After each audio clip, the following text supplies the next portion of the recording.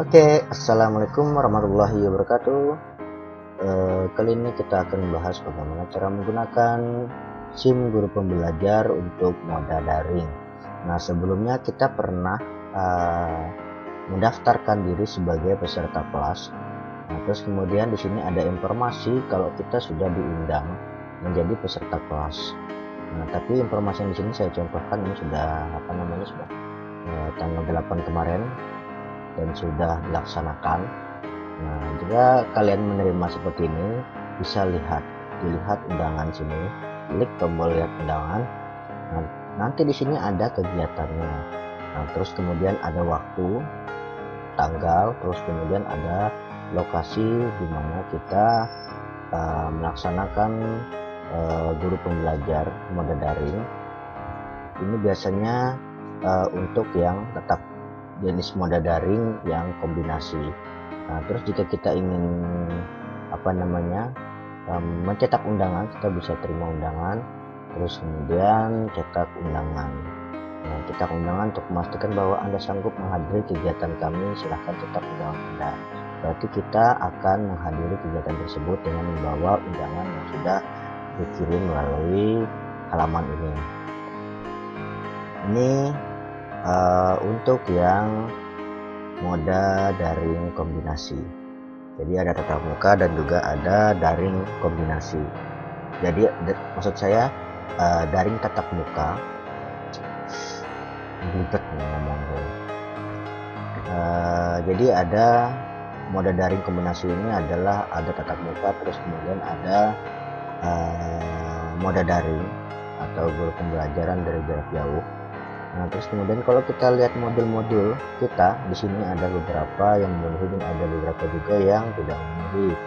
Nah, jadi kita harus yang tidak memenuhi ini kita harus perbaiki dengan cara melaksanakan seluruh kegiatan yang ada di modul 8 ini. Nah, kenapa yang modul 8 saja? Ini mungkin nanti gantian. Jadi kita harus memperbaiki yang ada di modul 8 dulu, terus kemudian nanti kemungkinan modul yang lain lagi. Nah, kita lihat di sini ada yang berbeda, yaitu tanda buku seperti ini di ujungnya. Nah, itu berarti kita sudah menjadi peserta kelas pada modul 8 ini. Nah, untuk yang lain yang masih belum ada tanda seperti ini, yang merah-merah masih belum ada, ini berarti kita masih belum menjadi peserta kelas. Kita akan melaksanakan kegiatan yang ada di modul 8. Kita sudah menjadi peserta kelas di sini, kita coba klik saja. Nah, terus kemudian ini adalah guru pembelajar mode daring untuk mata pelajaran IPA tingkat SMP. Nah, kita harus melaksanakan kegiatan yang ada di guru pembelajar mode daring. Nah, bagaimana cara menggunakannya? Ini di sini ada pendahuluan, terus kemudian ada sesi 1, terus kemudian ada sesi 2. Materinya mungkin setiap mapel itu berbeda. Nah, jadi kita harus mentaati peraturan-peraturan yang ada di halaman ini. Ada informasi contoh seperti ini, pengantar, mungkin informasi tentang video call, terus kemudian ada kebijakan, penjelasan umum. Ini kita baca semuanya dan ikuti segala ketentuan yang ada, terus kemudian nanti ini secara otomatis ini akan di checklist atau centang seperti ini jika kita sudah melaksanakan kegiatan tersebut. Nah, sekarang kita akan menuju ke sesi 1.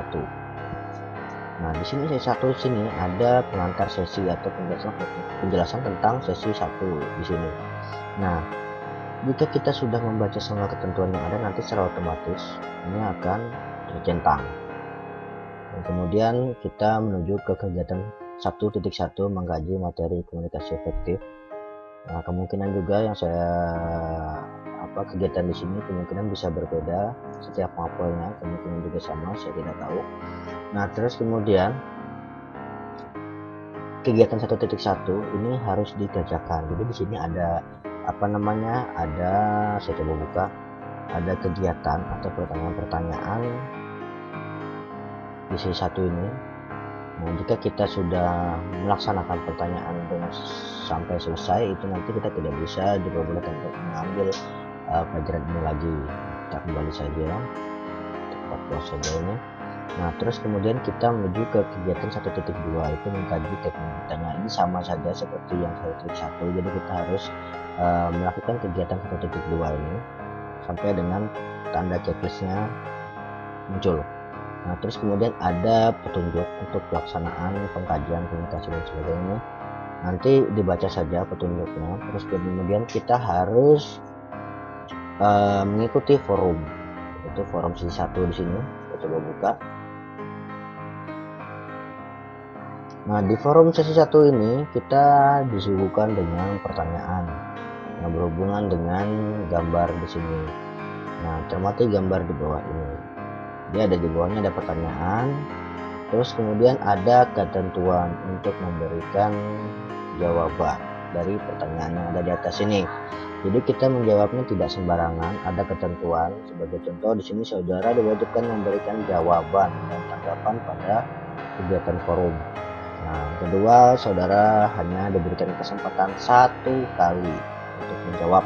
Jadi kita jawabnya hanya 1 kali saja, diberi kesempatan, dan 2 kali kesempatan memberikan tanggapan. Jadi kita harus menanggapi pertanyaan jawaban dari teman-teman kita. Nah, nanti jika kalian masih belum membuat tanggapan tentang jawaban tentang yang ada di sini, nanti biasanya ada tombol atau pick new topic, atau itulah pokoknya ada tombol di sini. Klik aja di situ, terus kemudian isi judul, terus kemudian judul diskusi ini, terus kemudian tanggapan atau jawaban terhadap pertanyaan-pertanyaan yang ada di sini, kan? Nah, terus kemudian jika sudah, nanti tombolnya akan hilang seperti ini, berarti sudah melaksanakan sudah menjawab pertanyaan yang ada di sini. Nanti tombolnya akan hilang. Nah, terus kemudian kita harus menanggapi ini 2 kali kesempatan menanggapi pertanyaan dari peserta yang lain. Nah, sebagai contoh, terus ketentuan yang lain ini ada 50-200 kata. Nah, ini jawaban yang kita jawab pertanyaan di sini itu harus 50-200 kata. Jadi tidak boleh kurang, tidak boleh lebih. Jadi setiap jawaban diharapkan berdasarkan pengalaman kita masing-masing. Nah, sebagai contoh, karena di sini saya sudah menjawab, berarti saya tidak bisa menjawab lagi. Nah, jadi saya akan contohkan bagaimana cara memberikan tanggapan kepada peserta yang lain. Nah, sebagai contoh di sini ada pertanyaan punya teman kita. Ini kita bisa diskusi, kita buka di sini. Jadi kita akan memberikan tanggapan terhadap jawaban peserta lain. Nah, sebagai sini dia sudah memberikan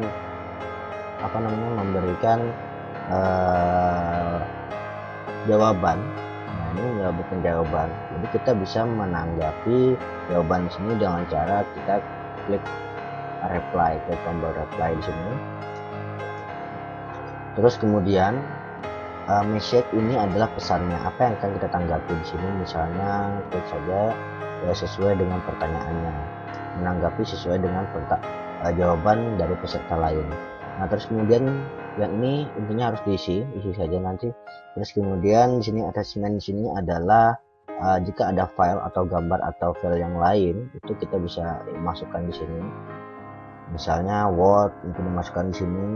Caranya kita bisa di drag saja, atau kita klik sekali sini, klik di sini.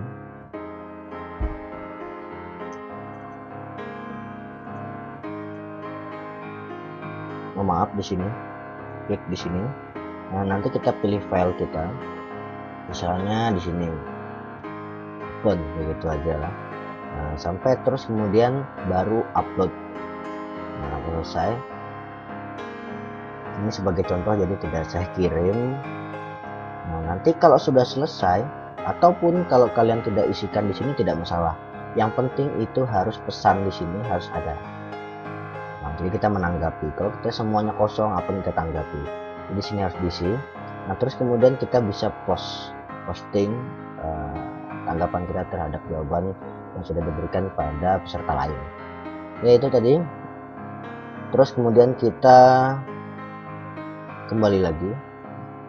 Terus saja di sini. Nah, ini tadi misalnya soal satu. Nanti kalau sudah kita memberikan satu pertanyaan, satu jawaban dan dua tanggapan terhadap peserta lain, itu nanti secara otomatis di sini akan tercentang. Nah, kemudian kita lanjut bawah lagi. Untuk di sini ini ada bahan bacaan dan LK sesi 1. Jadi di sini nanti ada soal. Nah, di sini ada soal dan modul. Jadi kita diberikan modul. Nah, di sini kalau kita sudah mengklik ini bahan bacaan dan LK atau lembar kerja di sesi 1 ini, nah kita hendaknya di download saja dulu, ya kan? Nanti misalnya sama seperti ini. Contoh saya buka nih bahan bacaan dan LK1. Nah, ini kan tampilan seperti ini. Ini download saja, klik satu kali di sini. Terus kemudian di sini juga LK ini lembar kerja kita, nanti di situ ada pertanyaan dan yang mana pertanyaan ini harus kita jawab dan harus kita upload. Nah, harus kita kerjakan juga. Terus kemudian saya download juga di sini. Nah, nanti di bawah ini sudah selesai. Ini kita lihat saja caranya buka seperti ini, tampilkan dalam folder atau kita langsung bisa buka langsung. Buka seperti ini. Nah, ini adalah kegiatan pembelajaran komunikasi efektif. Nah, di sini nanti ada ada modul lah istilahnya, kita diberikan modul yang mana nanti di Word sini ini ada pertanyaan. Nah, pertanyaan itu harus kita jawab, kita selesaikan, dan terus kemudian kita upload. Nah, terus kemudian ini ada contoh LK1, saya buka. Nah, jika muncul seperti ini, terproteksi seperti ini, Anda bisa klik enable editing. Nanti biar kita bisa ngisi pertanyaan-pertanyaan yang ada di sini. Enable editing. Nah, nanti kita bisa mengisi contoh seperti ini. Menurutmu apa yang akan saya lakukan dengan menggunakan alat berikut? Nah, alat ini. Nanti kita jawab di sini sampai selesai. Terus alasannya apa? Jawab saja semua, terus jangan lupa disimpan. Nanti lembar kegiatan 1 ini atau LK1 ini nanti akan kita upload, akan kita kirim yang sudah ada jawabannya, yang sudah kita kerjakan tadi, begitu. Nah, ini kita upload saja. Nah, sekarang bagaimana caranya kita bisa mengupload tugas yang sudah kita kerjakan, LK1 dan LK2 ini. Misalnya kita sudah kerjakan, bagaimana cara menguploadnya? Atau sebelum itu kita ini kan masih belum tahu di mana penempatan download yang ini. Kita bisa gunakan klik kanan atau klik kiri. Klik kiri ya. Klik kiri seperti ini. Terus kemudian tampilkan dalam folder biar kita tahu di mana letak penyimpanannya. Nah, sebagai contoh di sini LK1, LK2 seperti ini. Nah, ini LK2. Terus kemudian modulnya tadi ini, atau ini kita pindahkan dulu aja, kita cut, saya pindahkan di desktop, kita buat folder sesi 1 seperti itu, paste di sini. Nah, terus jangan lupa modul juga ini harus tahu tempatnya di mana, jangan sampai tercecer. Nah, ini di cut saja, kita pindahkan di sini, paste. Nah, jadi kita menjawab pertanyaan yang ada di sini. Misalnya yang dua ini, LK1 dan LK2 sini sudah terjawab sampai selesai, jangan lupa disimpan. Nah, ini modulnya, bahan bacaan untuk kita baca. Nah, terus kemudian bagaimana cara mengupload? Nah, bagaimana cara menguploadnya? Nah, sekarang kita kembali ke depan. halaman beranda lah istilahnya. Nah di sini ada tentang modul yang kita pelajari tadi. Nah di sini kita bisa pergi ke Discord sini, menu ini, terus kemudian menuju ke portofolio. Nah di sini portofolio, kita coba buka dulu.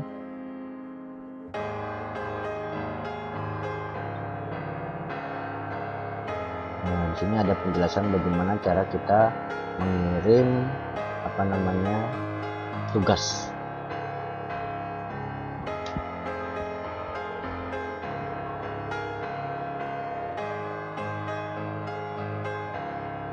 Oke. Oh ya tadi mungkin kecepatan. Nah di sini kita tadi pergi ke menu Discord sini, terus kemudian kita pergi ke portofolio sini, akan kita kirim, nanti akan tampil seperti ini. Nah seperti ini tampilannya. Terus kemudian di sini ada informasi-informasi tentang portofolio, yaitu dokumen, bukti, nanti akan kita kirim. Nah ada cara-caranya juga di sini. Terus kemudian untuk langkah selanjutnya kita klik di sini, ada e-portofolio di sini. Kita klik. Nah jadi di sini adalah kita akan mengirim. Nah di sini ada menunya. Kita akan mengirim LK1 tadi yang sudah kita kerjakan misalnya. Nah LK1 jadi sesuaikan dengan judulnya di sini. Ini LK1 berarti nanti akan kita kirim itu adalah yang LK1 ini. Tapi ingat yang sudah dijawab. Oke. Nah terus kemudian caranya bagaimana? Caranya kita bisa klik tombol add contribution. Nah di sini. Nah sebelumnya kita harus melihat petunjuk. Ini ada petunjuknya. Jadi kita sebelum kirim kita harus baca dulu dong petunjuknya. Jadi ada petunjuknya di sini, namanya itu namanya diganti dengan LK, misalnya LK1 di sini. LK1 terus kemudian nomor LK1 terus nama saudara. Contoh di sini LK1 nama kita. Nah ini namanya diganti nama kita ya. Nah, begitulah. Nah terus kemudian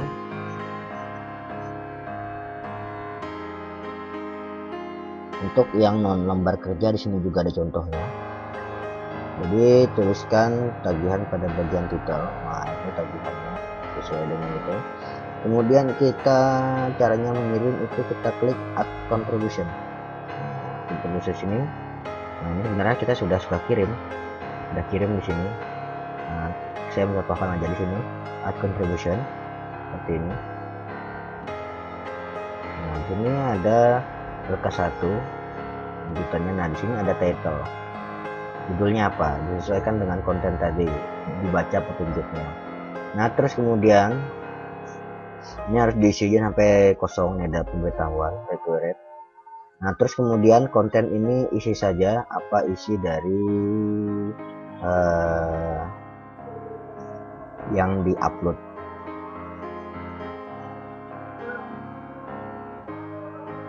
Nah untuk title di sini, title itu tambahkan jawaban atau penjelasan singkat terkait tagihan pada bagian konten. Nah teruskan judul tagihan itu tujuan apa, misalnya LK1 jumlah LK1 siapa namanya misalnya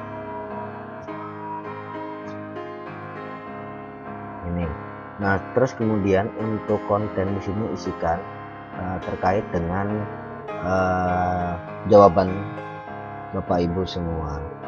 Nah di sini diisi saja, misalnya ini dan sebagainya, deskripsi ya di sini ya, deskripsinya di sini. Terus kemudian untuk filenya kita bisa gunakan tombol yang ini untuk filenya. Nah ini kita cari filenya seperti ini. Nah tadi kita naruhnya di desktop, terus kemudian di di sisi 1. Nah ini LK1 kita upload saja, open. Nah terus kemudian kita kirim, upload this file. Nah nanti akan muncul seperti ini. atau kita hapus salah dalam mengupload seperti itu. Atau kita bisa juga langsung tarik ini menuju ke sini seperti ini.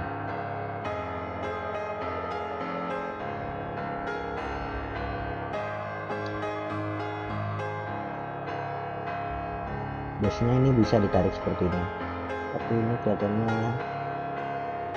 tidak bisa.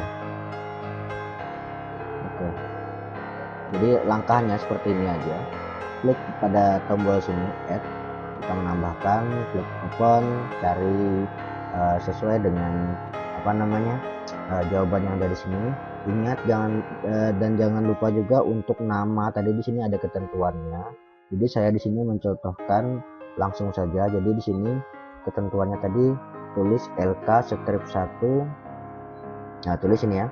Nah, ini saya contohkan saja, jadi nanti disesuaikan untuk namanya. Sekali lagi disesuaikan untuk namanya. Ini kita open dan upload seperti itu.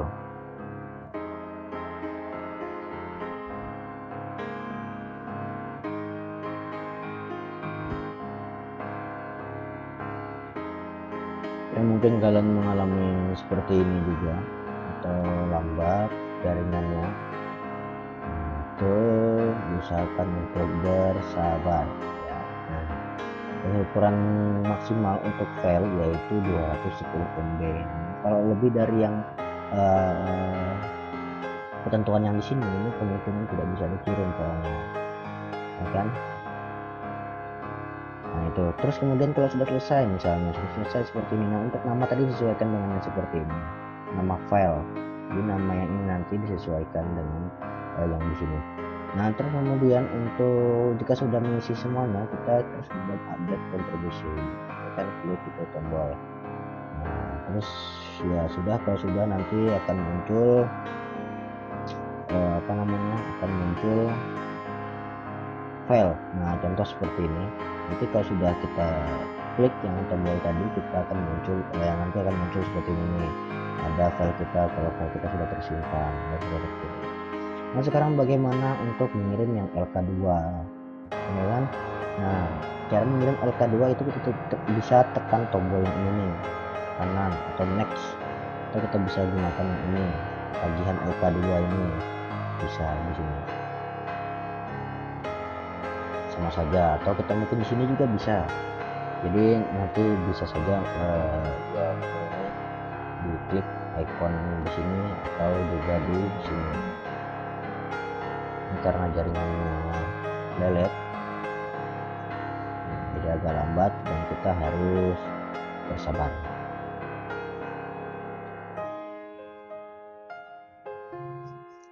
Kalau kita refresh saja dulu.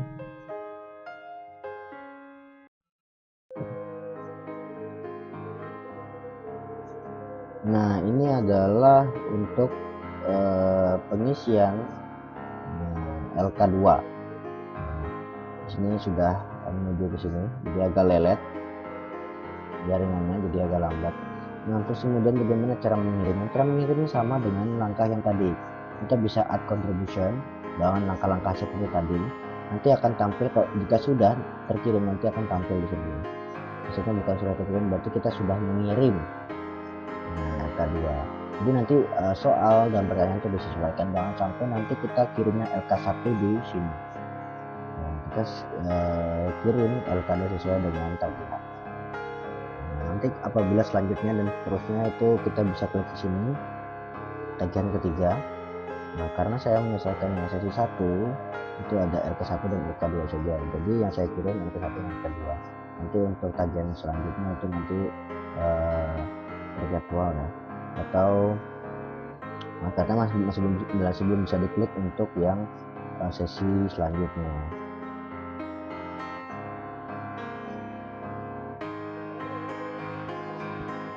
Oke, itu tadi cara mengirim lembar kerja atau jawaban yang sudah kita buat. Kita kembali ke depan atau halaman beranda, kita klik ini. Nah, untuk yang sesi 1 itu kita harus menyelesaikan LK1 dan LK2. Nah, untuk yang selanjutnya ini masih belum bisa atau terhidden. Nah, ini seperti ini kan, untuk sesi 2 ini terhidden. Jadi kita tidak bisa melakukan aktivitas yang ada di sesi 2. Nah, nanti di sini di apa namanya, di LK sesi 2 ini ada modul juga, terus kemudian ada pertanyaan, yang mana pertanyaan di sini harus kita isi dan kita kirim sesuai dengan cara yang sudah saya sebutkan tadi di sesi pertama.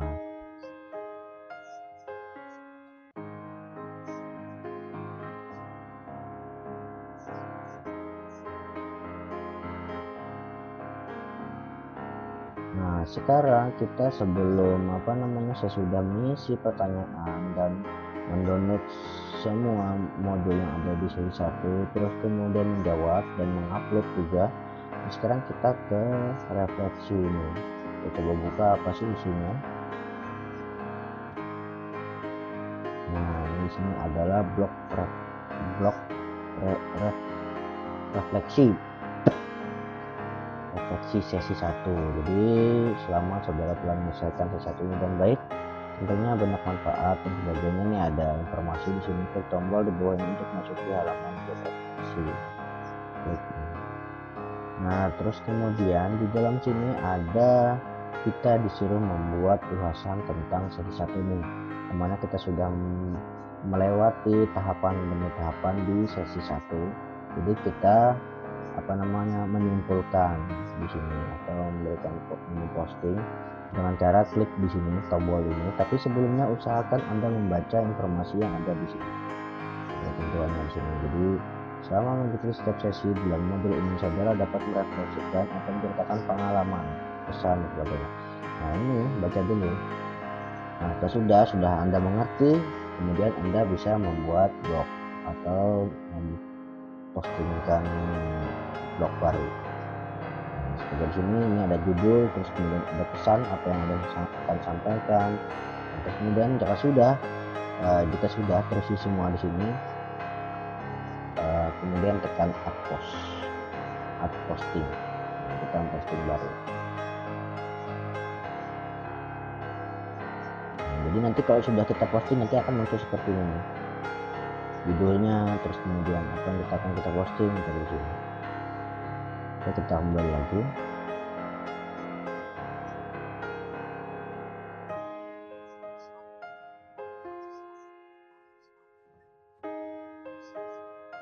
Nah, terus kemudian ada penilaian diri sesi 1. Ini apa sih? Kita buka aja dulu biar kita tahu.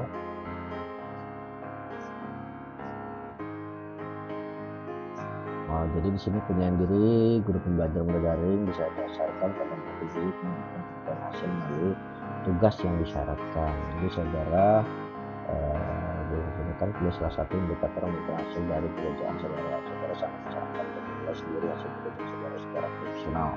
Jadi kita adalah di sini menilai diri kita sendiri sejauh mana kita bisa menggunakannya. Nanti Anda bisa mencoba kuis sekarang. Jadi nanti klik tombol yang ada di sini, nanti Anda akan melaksanakan kuis atau menjawab pertanyaan-pertanyaan yang ada tentang berhubungan dengan pertanyaan pribadi Anda sendiri. Oke. Nah, mungkin itu saja ulasan dari saya atau penjelasan sedikit tentang guru pembelajar mode daring. Mudah-mudahan ini bermanfaat bagi kita semua, bagi saya dan juga bagi Bapak Ibu semua, kepada guru pembimbing, guru pembelajar mode daring. Oke, itu saja. Saya akhiri. Wassalamualaikum warahmatullahi wabarakatuh.